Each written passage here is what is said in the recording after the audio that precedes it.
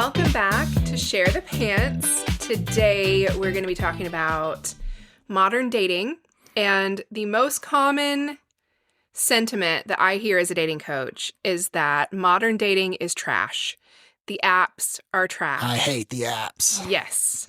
Joel's heard it all from me. Mm-hmm. That's right. All the stories of all the crazy things that are happening on the apps with my clients, but also we've been there. I mean, we met each other on Bumble, and both of us, before we met each other, weren't having the best time. It wasn't all sunshine and roses at all. So, you know, something that I see with my clients, by the way, for those of you who don't know me, don't know my work, 80% of my clients are female, 20% of my clients are male. And with my female clients, there's this real sense that they have it worse than the guys have it. And part of the reason I wanted you to do this podcast with me is because I really wanted the male perspective. Like, it's equally crap. Yeah, there's just different. It's different. That's for sure. Like girls, I feel like are getting bombarded with likes or getting bombarded with matches. Yeah. And we're like, it's a lot tougher on Crickets. the guys. Well, I mean, it's kind of unfair for me to say that because I was such a picky swiper, but I feel like that's true. I do too. I mean, I can say, like, you know, hearing from the most common complaint from my male clients is that they're not getting enough matches. And it seems like the people that they want to connect with either don't match with them or they don't respond to their messages. A lot of my male clients feel like they put in a lot more work. My female clients actually feel like that too. I think it's across the board. Everybody feels like they're doing the most and not getting much in return. And that's exhausting. I mean, nobody wants to do all the work and feel like there's no benefit, which is, it unfortunately feels like what dating can be out there in the dating streets these days. And people are either like really gung-ho. Something that I think is so funny about you and me is how opposite our dating habits were. Like, I was on a mission. Yeah. I was maxing out. I was on the free. I never paid for the apps. I only did free stuff. But I was like maxing out my swipes every single day. I was showing up and having conversations every single day. And Joel, like, didn't swipe on hardly anybody. Yeah, I was very picky. I would like do deep dives on profiles before I would swipe. I don't know. I didn't want to mess around. Like, yeah, I mean, I have good intuition and you do. I feel like I know if something's going to work out or not just based on someone's profile, which isn't necessarily true. Probably not at all. But I would never tell my clients to, like, you know, if their profile's not perfect, don't swipe on them. That's like the opposite of what I teach. Right. But in your case, your intuition is really good. And I mean, he didn't even swipe right on me when he saw me the first time. Well, to be fair, it was because I knew it was going to be like real. Like I was like, I like closed the app because, so those of you that know, like, Bumble will send you like emails with saying you have a match, and it'll tell you, like, it'll show you like a blurred out picture of that person. But, you know, if you have two brain cells, you can kind of piece it together. And when you see that, that's how fucking crazy I am. Like, I'm like, I see that, and then I'll open the app and see that picture, and I'll try to, like, okay, this is definitely this person. So I know this is going to be a match. So, like, you know, I want to, and with you, like, I knew it was going to be like, you better be serious about dating, because I felt really strong about it. I was like, do you really want, that's just so crazy thinking back that I was literally going through my head, like, are you really ready for a serious relationship or not? Because this is going to be one. Yeah. I just knew it from a fucking profile. Well, I will say I wrote a really great profile and I help my clients write really great profiles. So I was very intentional about what I wrote. I was very intentional about the pictures I chose. Like, I felt like I told a story. Yeah. And part of the story I told was, you better be fucking serious. I didn't say that. And please, people, do not say things like, you better come right or not come at all, or, you know, Yeah, that's an instant swipe left for anyone like me that's like yeah. like reading through profiles. If you do anything like that, and there's other deal, I won't get too personal on different beliefs and stuff, but like, yeah, there's certain things that are just like insta, and that's definitely one of them. Yeah, but I did say that without saying it. Like the tone of my profile was inviting and warm, Right. but it also let him know what I'm really looking for. Like obviously you knew that I was looking for something Yeah, and that's what I was serious. looking for too. I Yeah. wanted someone that was serious. I'm not saying that. It's just, yeah, But yeah, it's the it's the attitude attitude. Yeah, about don't it. have an attitude. There's a way to say those things in a much more inviting way rather than a, Right. attacking way. Yes. But, I think people like I was really gung ho. I was like very like methodical about my dating thing. You were very, picky and strategic about and it's so Who fun I was swiping who on. you were swiping on. Yeah. And I think a lot of people do that. Like there's like two shades, right? Like all in or all out. And a lot of people are like they don't even want to be on the app, so they just never touch them. They're like I'm not going to do that. It's bullshit. So I'm not even going to participate, which is fine if you have another way to meet people. Like we're introverts, so the Yeah. apps were Yeah, perfect they're for better. us. Yeah. Yeah. Yeah, I I mean, like it better than me too. traditional dating. I could sit around with no pants on That's watching Love Island. Yeah. And, which is a show that Joel doesn't watch. He's draws the line at Love Island. Yeah, we'll But, not watch Love Island. Yeah. Don't quit. Like, don't avoid the apps just because, I mean, honestly, dating across the board is hard because rejection is a part of dating. It's the biggest part of dating. Like, Yeah. you're going to get a lot more no's. That is true. And I had a big fear of rejection. Yeah, and it made dating really hard for people like us, for people like me. Yeah, and me. I mean, I have rejection sensitivity as Yeah. well. So like going up to a girl in a bar was like, it was scary to me, and I would do it, but it took a lot. I was just as picky there as I was on the apps, like, Yeah, we all have our insecurities, whether we're online or in real person. Yeah. But yeah, I think, I was thinking back to like, well, what did we do before the dating apps? Now, this is my crazy. Like, I had an unsupervised childhood, basically. Like, I was a parentified child.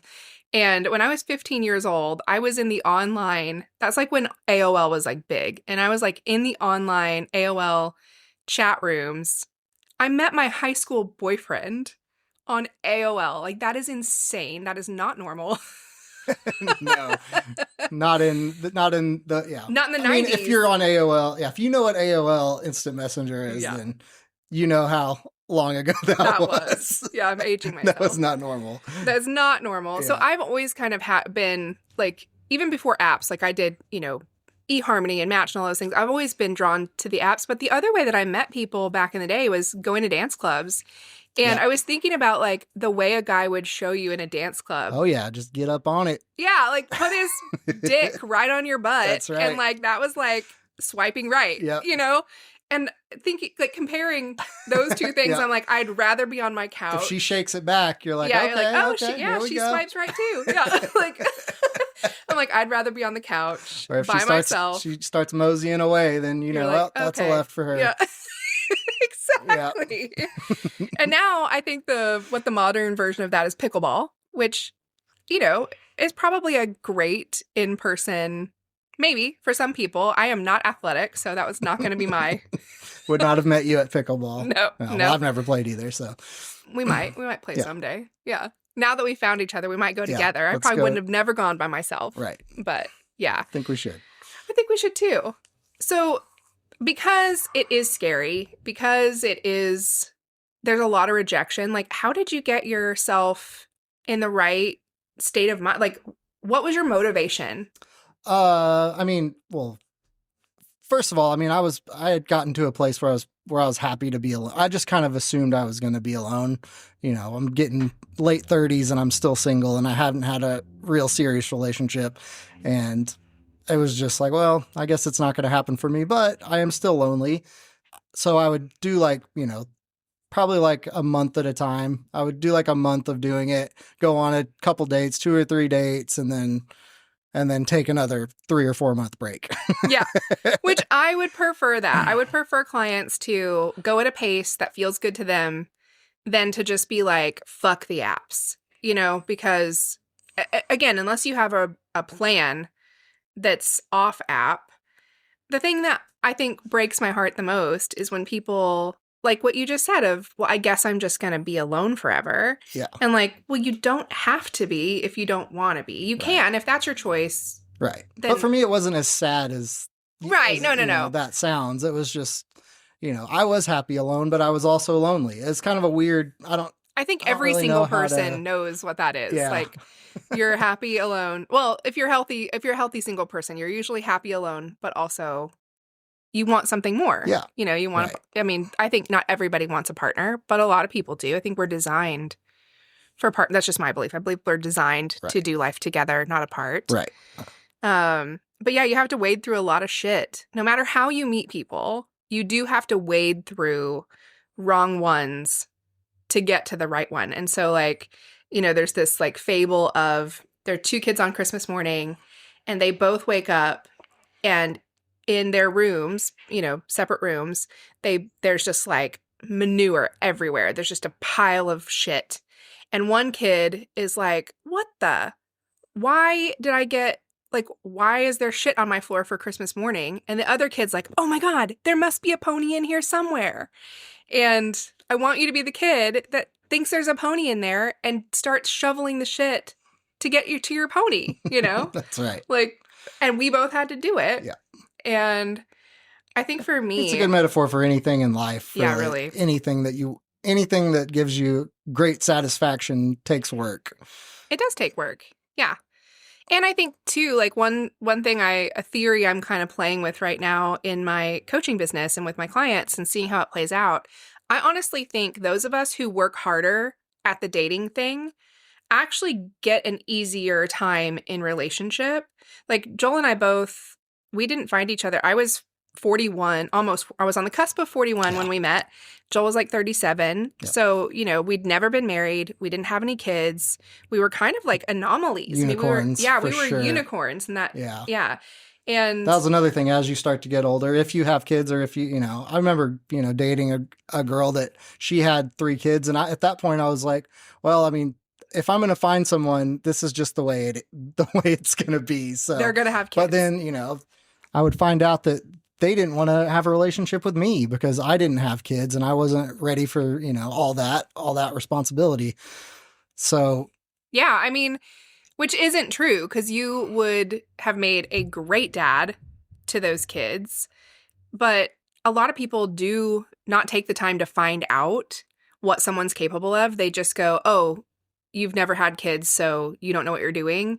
And, honestly, even me, when we got to the stage of our relationship where we were talking about dating history and I found out that you hadn't had a serious long-term relationship, in adulthood, it was a little bit like, ooh, like there was that sense of, is that a red flag? Yeah, and I got that. That was always a insecurity of mine, a big insecurity of mine. It's like the longer you go without having that, the worse it gets. Right. And then people, like, whether you're on the outside looking in or you're internalizing it yourself, like a lot of people go, well, it's proof that you're bad at relationships. But the truth is you are excellent at relationships. You're way more equipped to be a husband than anyone I'd ever dated that had like a serious resume of I've had a 2-year, 3-year, whatever relationship. Like that means nothing. Yeah. And I think people don't give each other enough time to find out like, what are you capable of? What do you come equipped with? Yeah. And part of that, I do think the apps do make it easy. Like, oh, there's 1,000 more people to be swiping on. So I can easily just be like, well, he's never had a relationship before. Next. Right. And you cut your nose off to spite your face, Right. So I think you have to like take the time to get to know somebody. Yeah, for sure. I mean, deal breakers are Yes. You're allowed to have your deal breakers. Absolutely. But I think like some deal breakers are less valid right. than others. Absolutely. Some are based on assumption, not on what's actually true. And I think because people are so concerned with like, they don't want to waste their time, you're like, people can just be too quick out of an impulse of like, I don't want to waste time. I have to, I have to find the right person. Right. Then you just like go through people without really getting to know them. And it's one thing I say a lot to my clients, like about the app specifically, is the app is a vehicle to get on a date.